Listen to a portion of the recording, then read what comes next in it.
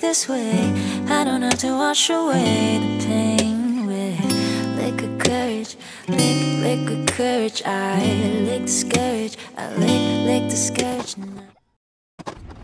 Tada, và đây chính là phòng của mình. Thì ở đây mình có một cái giường lớn này, một cái gương cũng khá là lớn, mình có thể chụp OOTD buổi sáng.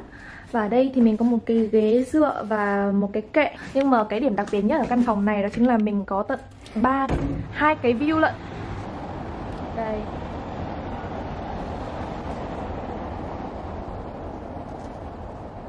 View ở đây mình nhìn ra được cái nhà thờ ở ngay đằng kia. Cái tòa nhà kia chắc là nhà thờ. Rất là đẹp. Chỉ mỗi tội là hơi ồn một chút thôi.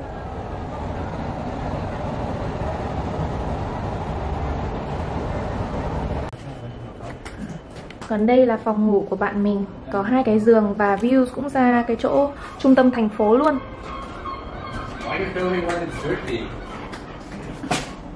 Đây là nhà vệ sinh. Ở đây tụi mình có phòng khách.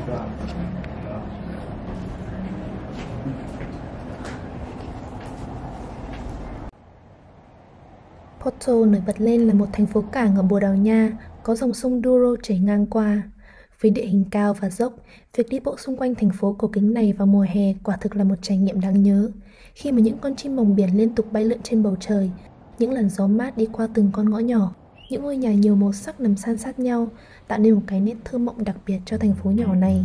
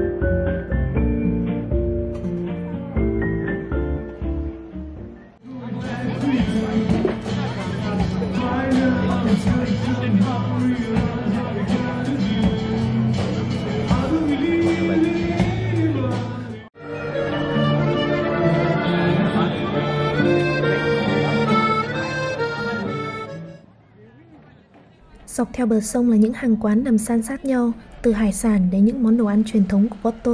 Mọi người có thể tha hồ lựa chọn tùy theo sở thích của bản thân. Việc sinh sống tại Thụy Sĩ, một đất nước không hề có một đường bờ biển nào, dẫn đến hải sản ở nơi đây khá là đắt đỏ. Vậy nên khi vừa đặt chân tới Porto, tụi mình đã quyết định đi ăn hải sản luôn.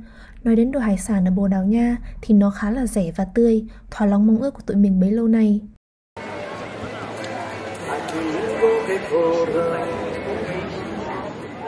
Cây cầu nổi tiếng mà mọi người không thể không check-in khi tới đây đó chính là cầu Louis, một loại cầu hình vòm có đường bên dưới dành cho các loại phương tiện qua lại, còn phần đường bên trên dành cho tàu điện.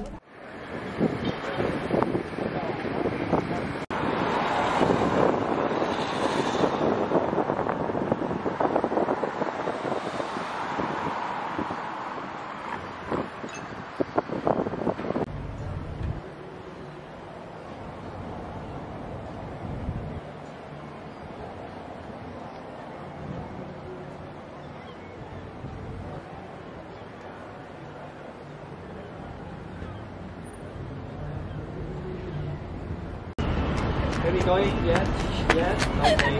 That one was perfect. Okay. Oh, the first two trip is an agent set.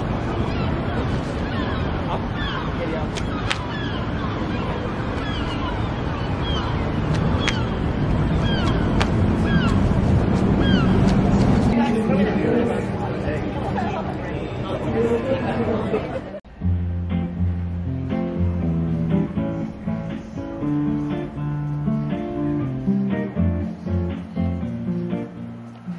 Sáng hôm sau, tụi mình đến thăm ga tàu Sao Bento, ngay cạnh căn Airbnb tụi mình thuê. Đây là một nhà ga nổi tiếng với công trình lát gạch họa tiết Azulejo ở tiến sảnh, được xây dựng từ thế kỷ thứ 19.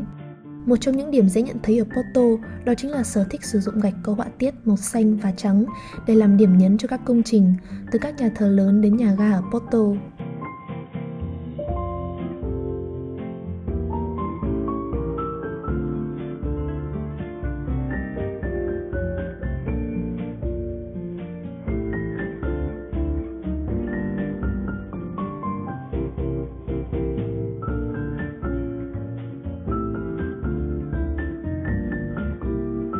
Tụi mình có ghé qua McDonald's Porto vì nghe nói đây là nhà hàng McDonald's đẹp nhất trên thế giới.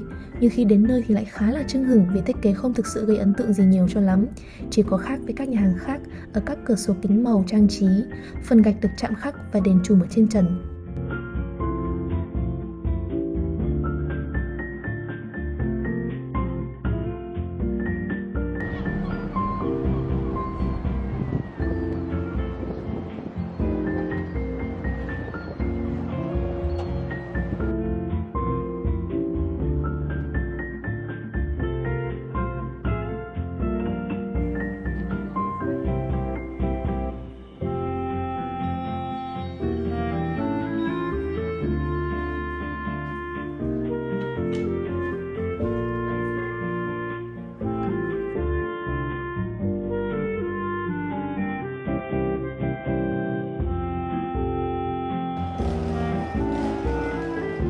Tầm trưa tụi mình có vào một quán ăn có tên là Brasão Coliseo. Quán này có rất là nhiều review tốt ở trên mạng cũng như là được người bản xứ giới thiệu nên là tụi mình ghé vào thử luôn. Và quả thật thì đồ ăn ở đây vừa ngon lại còn rẻ nữa. Mình là một đứa chúa ghét ăn hành mà không hiểu ở đây người ta chiên hành kiểu gì mà không hề có mùi hăng luôn, cực kỳ mê. Ngoài ra còn có các món truyền thống khác như là francesinha hay là pica-pau cũng rất đáng để thử nữa.